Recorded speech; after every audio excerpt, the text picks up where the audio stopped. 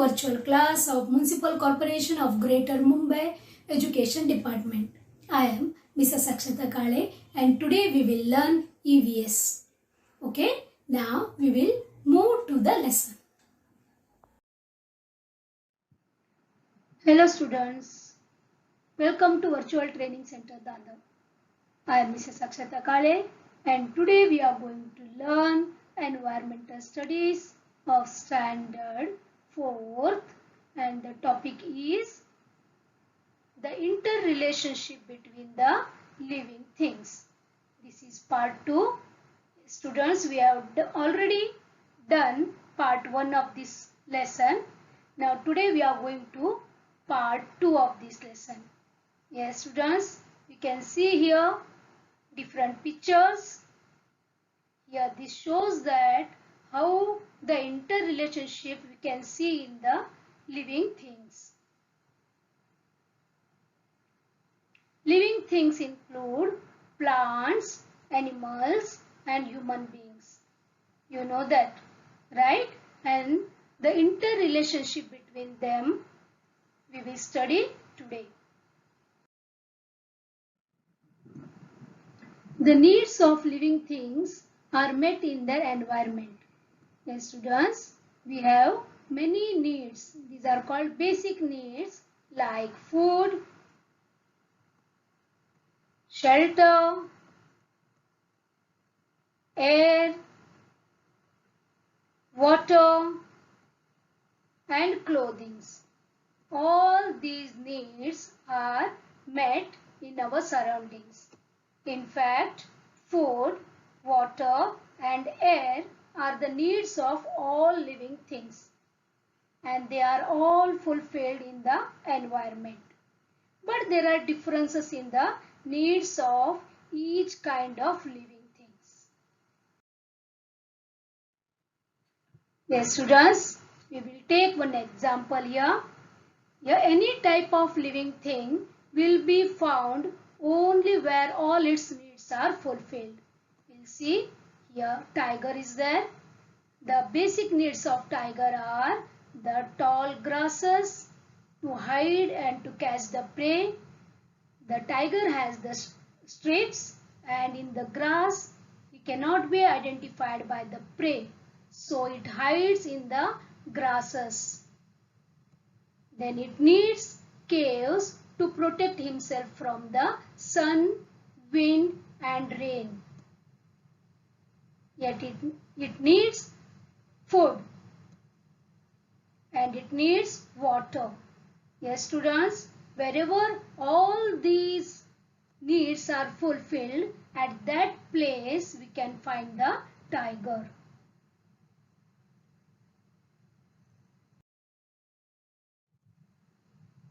Now, we keep animals in order to satisfy some of our needs. They became dear to us. We look after them. We feed them. We take them to a vet if they fall ill. These animals too return our affections. Isn't it? We keep pets for entertainment and for some work too. For example, we get eggs and meat from the chicken. We get milk from the cows, right? Dog guards our house, etc. We take the benefits and we enjoy with them and we love them. They too in return, they love us.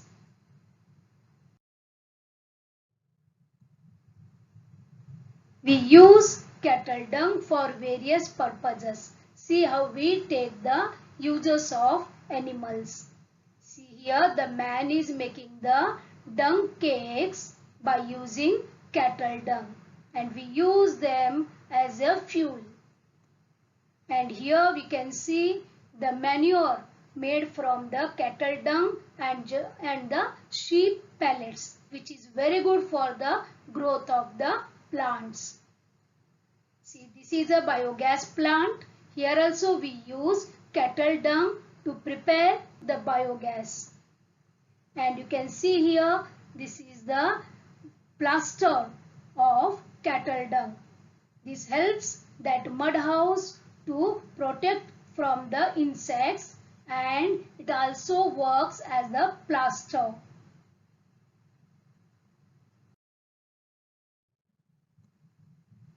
Now, how the animals help us, like that plants too help us abundantly.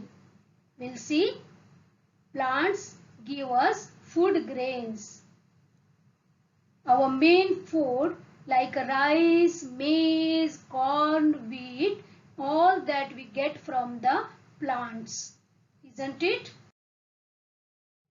Plant give us flowers, they give us vegetables, they give us fruits, they give us medicines. You know that Ayurvedic medicines, that is nothing but plants medicine that we get from the plants like tulsi, hirida, behada, etc. We grow plants which are useful to us methodically. We sow seeds, we make sure that they get water, we give manure when necessary, we spray pesticides if they are attacked by insects. Correct? Because they satisfy our needs. Like plants, other living things also get their food from the environment. For example, see here, chameleon eats insects. Here snakes, they eat mice and frogs. Tiger eat deer. Goats, sheep and cattle, they eat leaves of the plant or grass. All these needs are satisfied in the environment.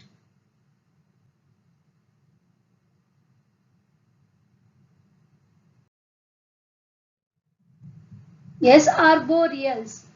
Yes, students, we will see about the arboreals. First, go through these pictures. A squirrel, monkeys, and the bird in the nest. Please observe these pictures. Can you see any similarity among these pictures? Yes, right. They all live in trees.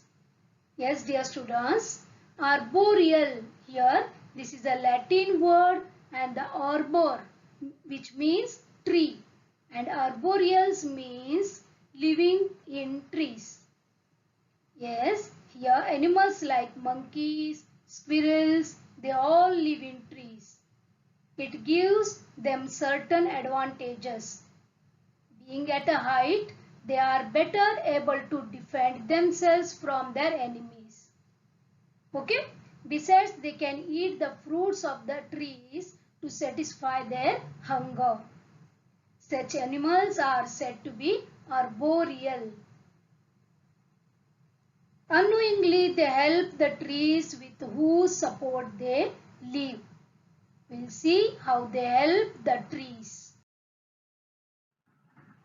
Students, we'll see how the arboreals help the trees.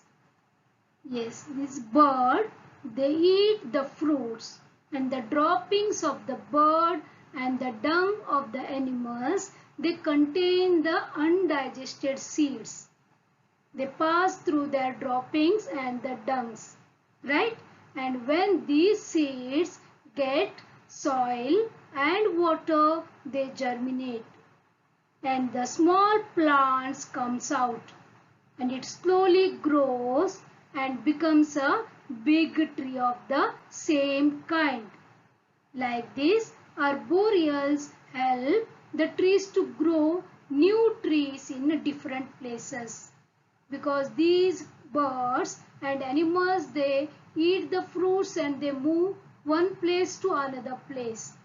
They don't remain in the same place, right? So these birds and animals help to grow the new trees of the same kind.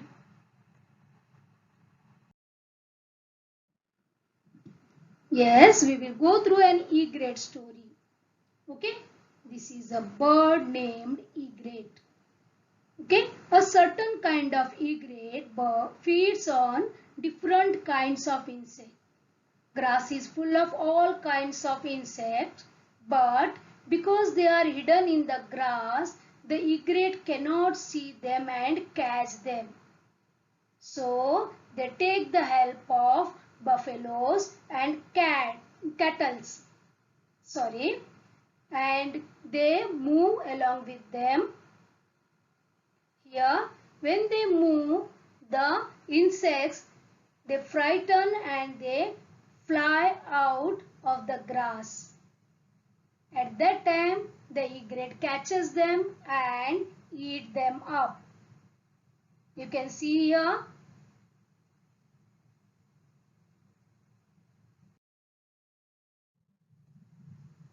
Now, dear students, seasonal changes in living things. You know that in year we get three main seasons, correct? And spring one more is there. But here mainly there are three seasons: summer season, rainy season, winter season, correct? Every year we get these three main seasons. Yes, dear students, just as the three seasons affect us, they affect all other living things too. Correct?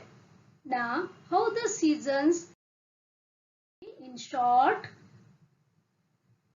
See students, there is a sun in the center and our earth planet is moving around the sun in a specific path. Because of this movement, which is called as revolution, because of this we get the seasons every year that you will study in detail in standard 5th. Okay? Yes, students, this is a winter season. Winter is the coldest season of the year.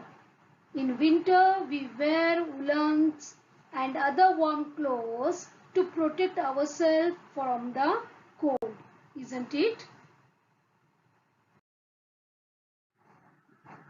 Winter in Maharashtra is also called the season of Pangal, that is the falling of leaves. That is because many trees shed their leaves in winter. The same time what happens? The coats of furry animals become thicker in winter because they keep them warm and they protect these animals from the cold season. Especially this we can see in rabbit, sheep and goats. The end of winter is also time for mango trees to start blossoming. These blossoms are called mohar in Marathi. At the close of the month of February, it becomes warmer and by March, we begin to feel the heat. It's time for summer.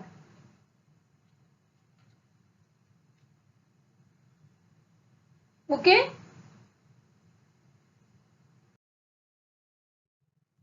Now, here we can hear the sound of the koel.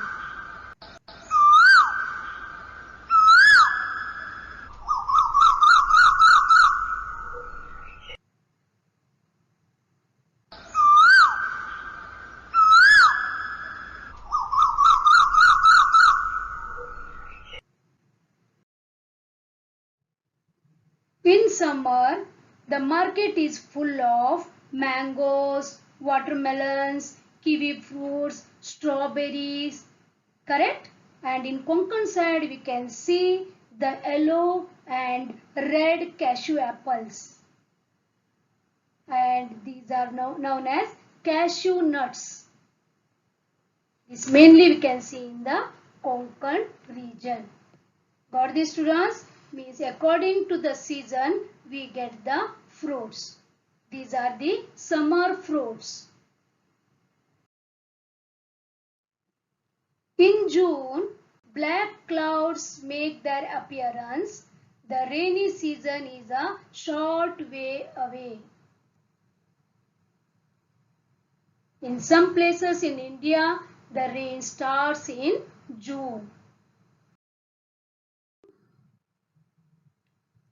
By this time, we begin to get jackfruits, jamuns or Java plums and karvandas. Isn't it? And afterwards, the rain starts.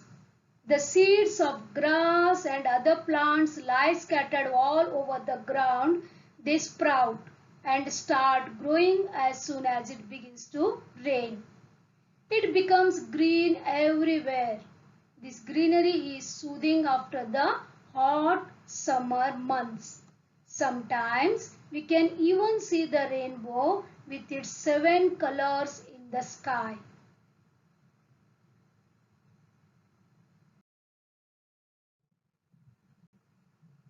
As it becomes wet everywhere, frogs appear. We also hear the loud noise of frogs croaking all together. As the rainy season ends, it is time for winter to make a comeback. It gets colder and colder. This is not good for the frogs. They go deep under the ground for a long period of slumber which lasts for 7 or 8 months. Got this, children? How the seasons changes, the animals and the living things, they too change their livings. Yes, always remember the environment changes with the seasons and living things have to adapt themselves to those changes. This is all about the lesson. Thank you, students. Thank you very much for being a part of this lesson. Please subscribe to our channel and press the bell icon to get the new updated videos.